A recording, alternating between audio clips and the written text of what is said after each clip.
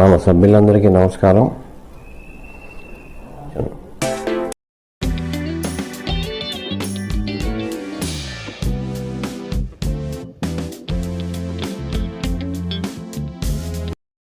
Hi friends, this is Sadev Verma.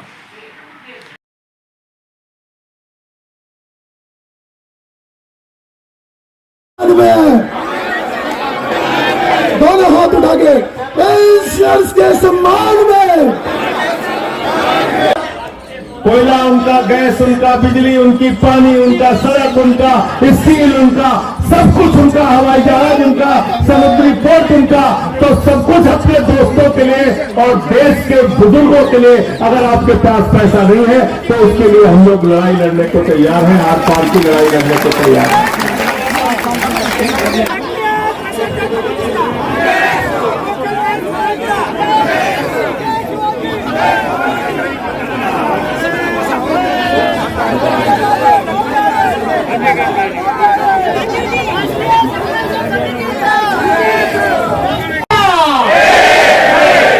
आप उठाइए, medical facility मिलेगी।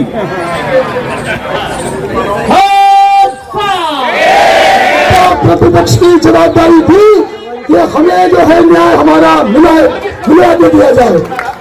उन्होंने भी अपना काम नहीं किया, या अभी करेंगे तो भगवान जाने।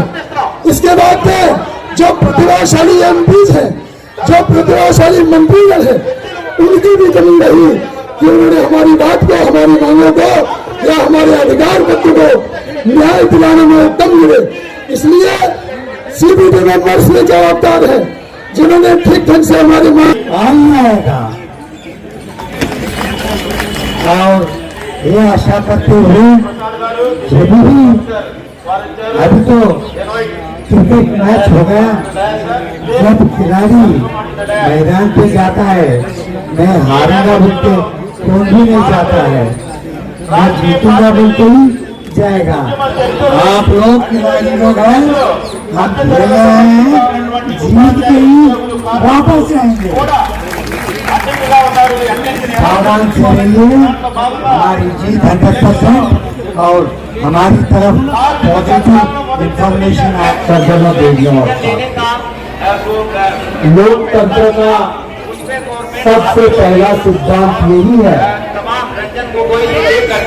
कि will bridge between haves and have-knots, माने जिसके पास बहुत है और जिनके पास कम है, उनके बीच का फासला कम होना चाहिए। यही लोकतंत्र की ताकत है। बदकिस्मती है तो कोई 17 लाख करोड़ माफ हो सकते हैं और मेरे कामदार भाइयों को यहाँ अनशन करना है। आपको कुछ ज्यादा नहीं चाहिए, आपको अपना अधिकार चाहिए, आपको एक सम्मान के साथ पेंशन चाहिए। आपकी चारों मांग मैंने देखी है, कोई नहीं कह सकता है कि एक भी मांग इसमें ना जाए। बाबा साहब आम्बेडकर ने कहा था, संगठित बनो, संघर्ष।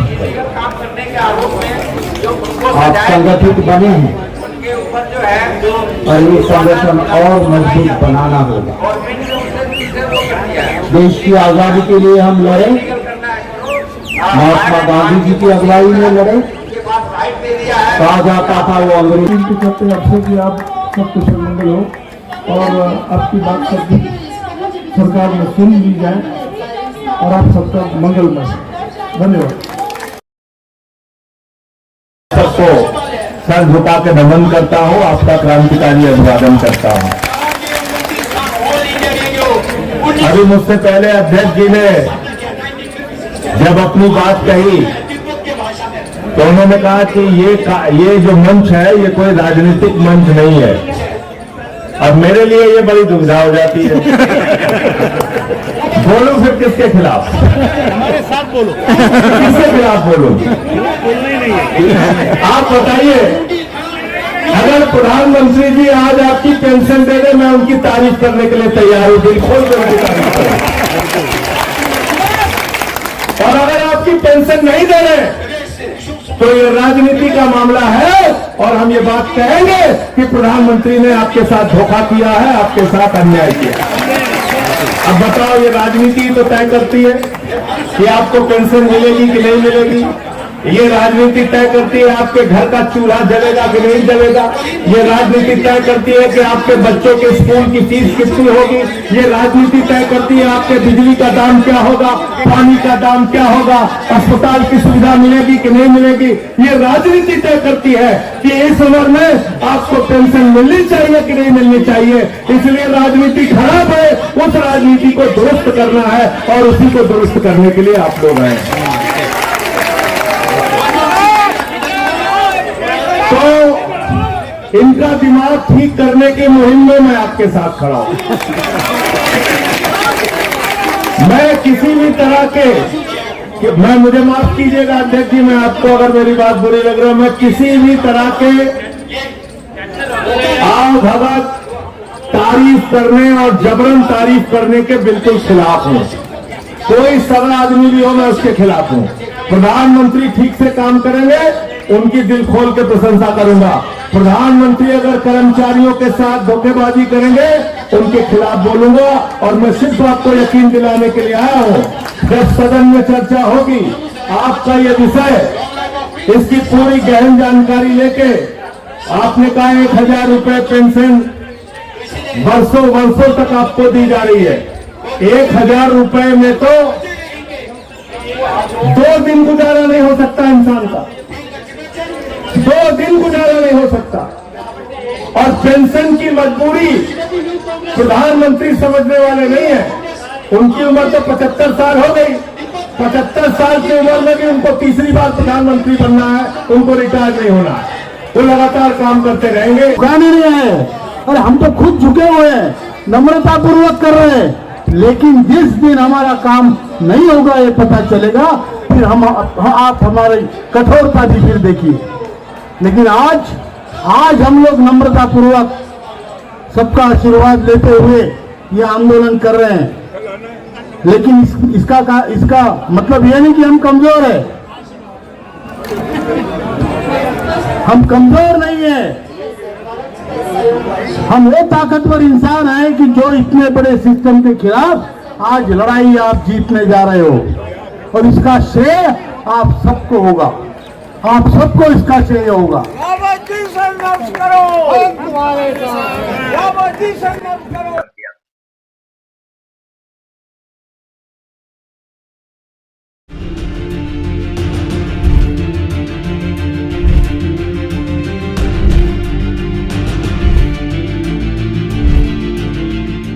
ईपीएस पेंशन को लेकर के जो पेंशन धारक हैं वो पिछले 3 दिनों से दिल्ली के जंतर मंतर पर धरना प्रदर्शन कर रहे हैं। इस पर बातचीत करने के लिए हमारे साथ जो कमांडर हैं अशोक राहुल, वो हमारे साथ में है। सर, ये बताइए कि आपकी मांगे क्या हैं? हमारी मांगे, जो ईपीएस 95 की पेंशन है वो 7,500 और महंगाई भत्ता मिनिमम हो।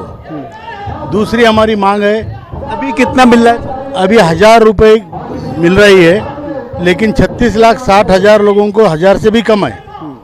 तो जो सब लोग हैं, 2 वृद्धों को जीने लायक 7,500 महंगाई भत्ता हमें मिलना चाहिए। और पति पत्नी को मेडिकल सुविधाएं मुफ्त की 58 साल के उम्र के बाद मिलनी चाहिए, क्योंकि कामगारों का जीवन बहुत कठिन होता है।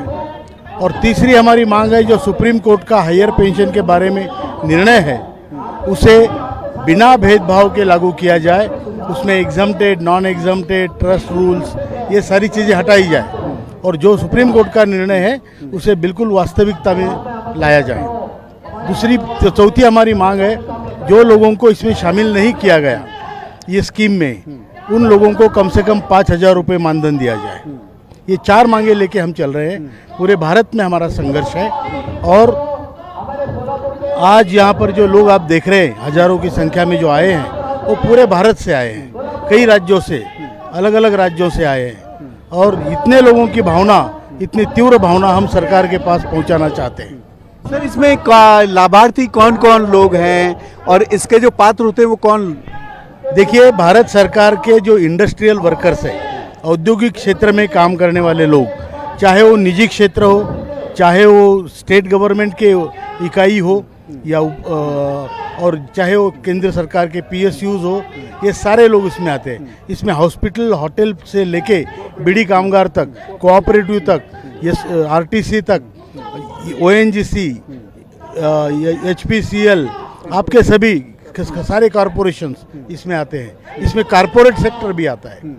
तो इसमें सरकारी कर्मचारी छोड़ के बाकी सब लोग इसमें आते हैं। सर, आपकी सरकार से बात हुई होगी कई, तो सरकार क्या आश्वासन दे रही है, क्या वजह है कि सरकार क्यों नहीं कर पा रही है?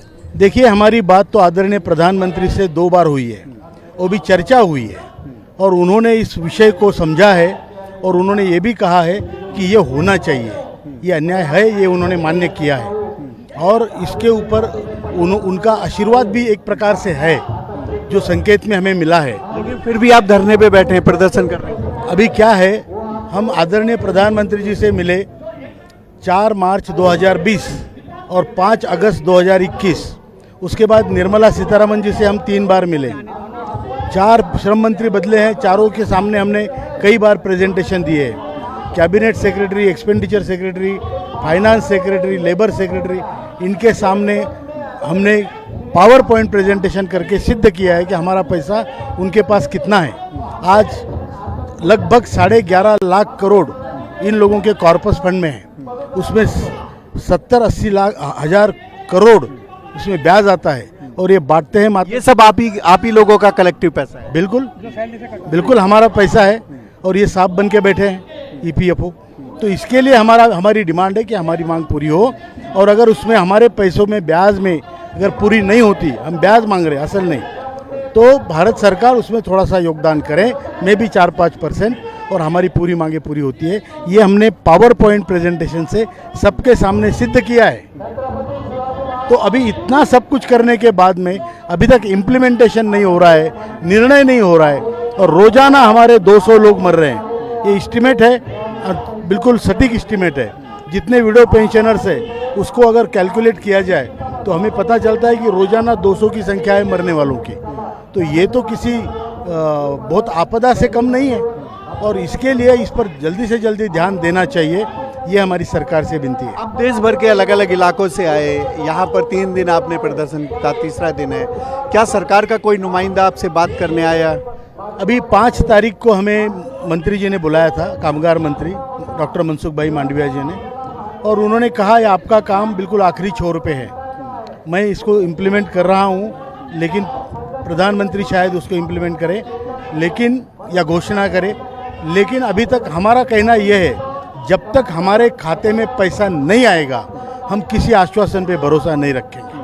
अभी कब तक रहेगी ये आपकी लड़ाई? हम नहीं, ये लड़ाई तो जारी है, ये लड़ाई तो हमारे सारे उद्देश्य सफल होने तक जारी रहेगी, लेकिन ये आंदोलन जो है वो 3 दिन का था। हम 9 तारीख, 10 तारीख और आज की 11 तारीख, आज का हमारा फाइनल डे है, और हमें आशा है कि सरकार इसकी दखल लेकर आज ही शायद कुछ निर्णय दे, ना दे तो कम से कम कुछ घोषणा करे, कुछ संकेत दे। बिल्कुल।